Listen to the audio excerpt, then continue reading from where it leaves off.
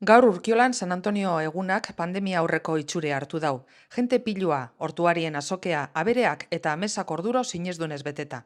Izan be, gaurko jaiaren jaitorria horixe da, fedea. Beti, holakotxe jaizetan beti gogatzen naiz aurrekoak jundirenak, ez? Nola antolatzen ditugune, nola egoten ginen antolatzen holakotxe gauzak eta horrela.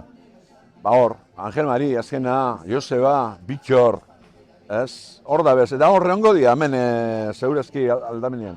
Eta Antonio hor, inkombustibilea, Gasteiztarra, hor barro noin bertan mesi ematen. Eta askotan holakotxe jaizetan, asto egiten dugu, gure sustraia espirituala dela.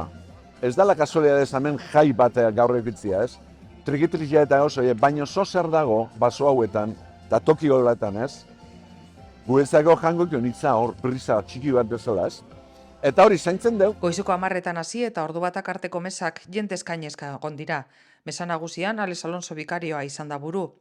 Padoako San Antonioren nondik norakoak adierazo dauz eta bere santutasunak gaur egun daukan esan nahi abe. Vamos siempre en ese deseo de compartir, en ese deseo de trabajar por la solidaridad y de ponernos siempre en el lugar del otro, en el lugar del más necesitado. Angel Mari Peñagarikano eta Milan Telleriak ipini dabe puntua mesatan. Etenik gabe izan dadila, behin hartutako langintza,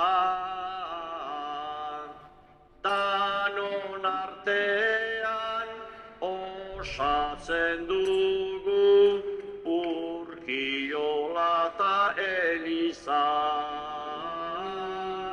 Hoi Zanbotoko pastoral barrutiko ordezkariak egon dira, Keniako Kaikor lurraldean emakumeak egindako produktuak saltzen besteak beste. Gaur arratzaldean eta errepetizinoko domekan be, bertan izango dira.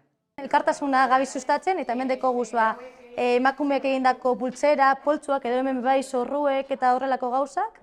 Nahi da bena etorri alda eta hemen eskuak zabalik ekukiko dugu bai. Segu azkenien egon gara bertan, orduan bertan egon daia badakigu nora doien dirua eta jendiei bebai esate dutxegu. Azkenien hau emakumeak egindako gauzak die, kamista hauek hemen egin duguz, baina dirua bebai bertara bidaltzen dugu, orduan hori da. Azkenien emakume bebai jarraitzeko eta jendirua irabasteko.